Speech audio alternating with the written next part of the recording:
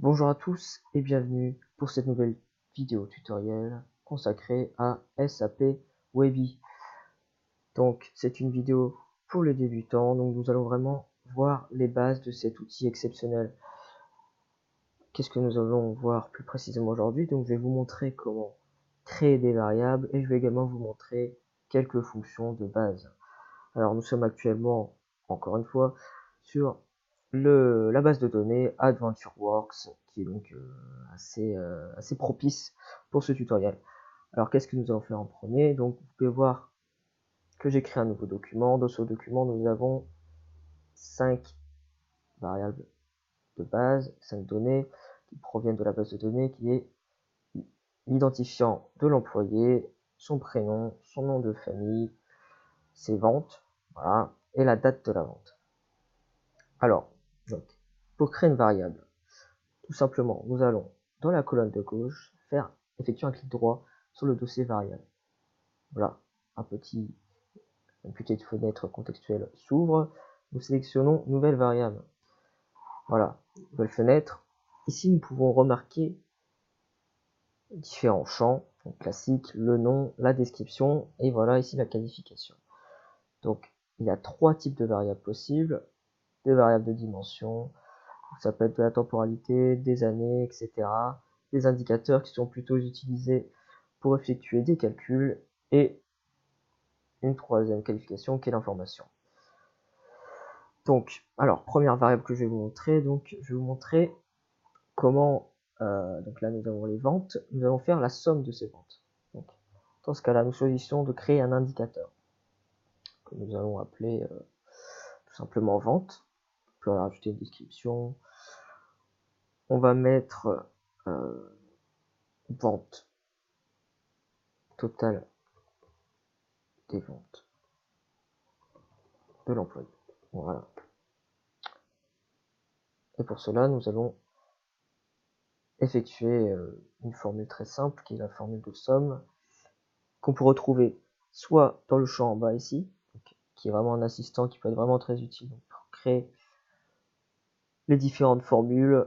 Donc la fonction que nous avons besoin est somme. Donc on peut retrouver ici. Donc double clic ou alors vous le tapez manuellement égale somme. Donc ici nous allons cliquer. Et maintenant il faut choisir la variable que nous voulons attribuer, ce qui est sales amount. Voilà, donc la variable est créée, enfin, la fonction est complète, on peut vérifier qu'elle marche avec ce petit bouton validé, pardon.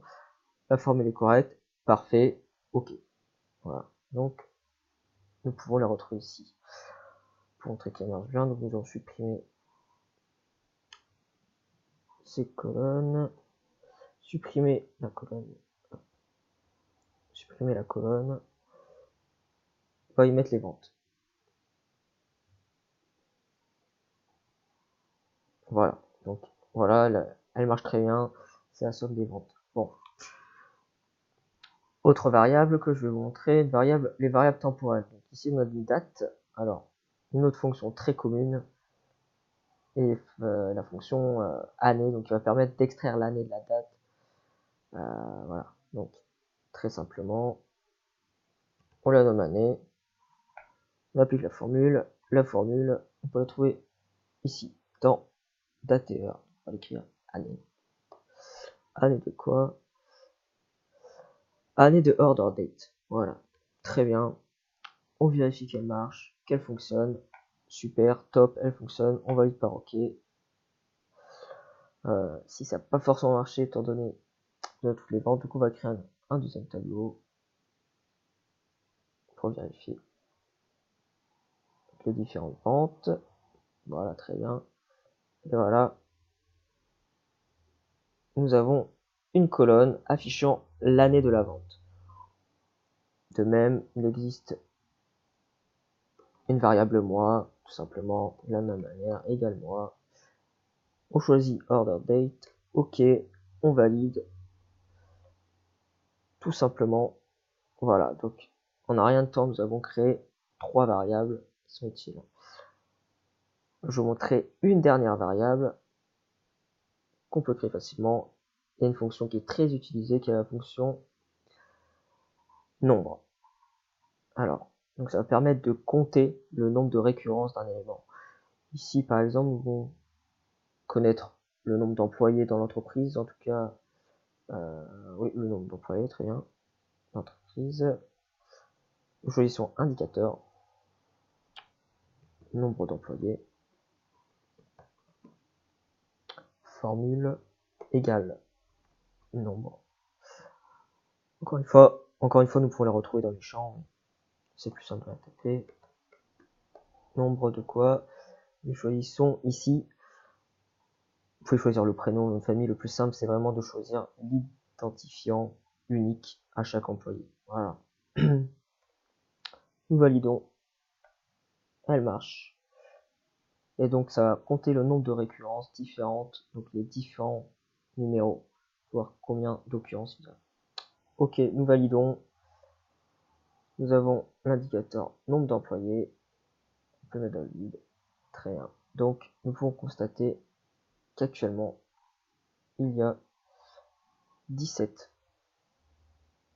employés dans ce cas-là. Voilà. Donc, j'espère que cette vidéo vous a été utile. Et encore une fois, n'oubliez pas de vous abonner à la chaîne YouTube pour de nouvelles vidéos. Au revoir.